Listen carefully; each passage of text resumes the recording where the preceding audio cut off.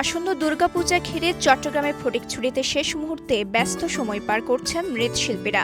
শেষ মুহূর্তে রং তুলির আঁচড় দিয়ে প্রস্তুত করছেন দেবী দুর্গার সজ্জা। এর মধ্যেই বেজে গেছে মহালয়ার আগমনী গান। সারা দেশের মতো ফটিকছড়িতেও শেষের দিকে দুর্গোৎসবের প্রস্তুতি। মণ্ডপে মণ্ডপে দশভুজা দেবীর পাশাপাশি তৈরি হচ্ছে লক্ষ্মী, কার্তিক, গণেশ সহ নানা মূর্তি।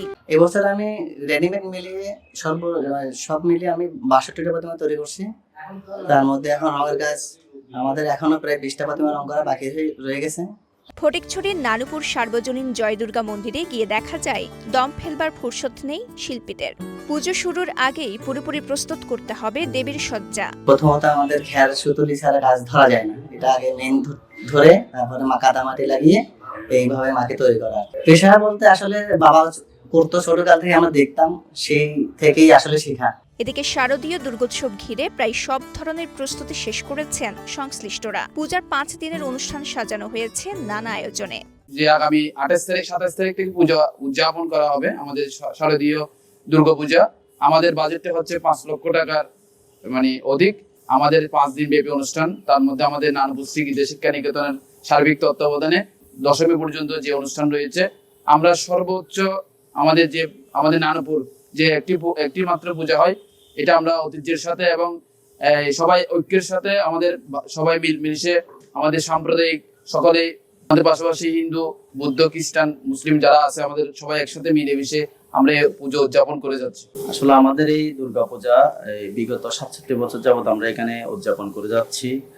এই নানা রকম দেশের প্রতিকূলতা, নানা রকম সমস্যা থাকার পরও আমাদের এই নানুপুরবাসীর সবার সহযোগিতা নিয়ে আমরা সুন্দরভাবে পরিচালনা করছি। সুন্দরভাবে এই উৎসব প্রতি বছর নিয়ে সবাই উদযাপন করে থাকি। সব থেকে বড় বিষয়টা হচ্ছে আমরা এখানে এই যত হিন্দু, মুসলিম, বুদ্ধ যত ধরনের ধর্মীয় লোক আছে সবাইকে সাথে নিয়ে আমরা সুন্দরভাবে একটা শারদীয় দুর্গোৎসব উদযাপন করে থাকি, যার কারণে সবার কাছে আমরা খুব সুনাম অর্জন করেছি।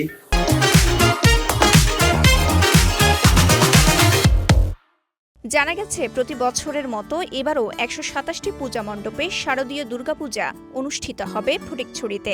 এর মধ্যে ভোজপুর থানা এলাকায় ৫৩টি এবং ফটিকছড়ি থানা এলাকায় রয়েছে ৭৪টি।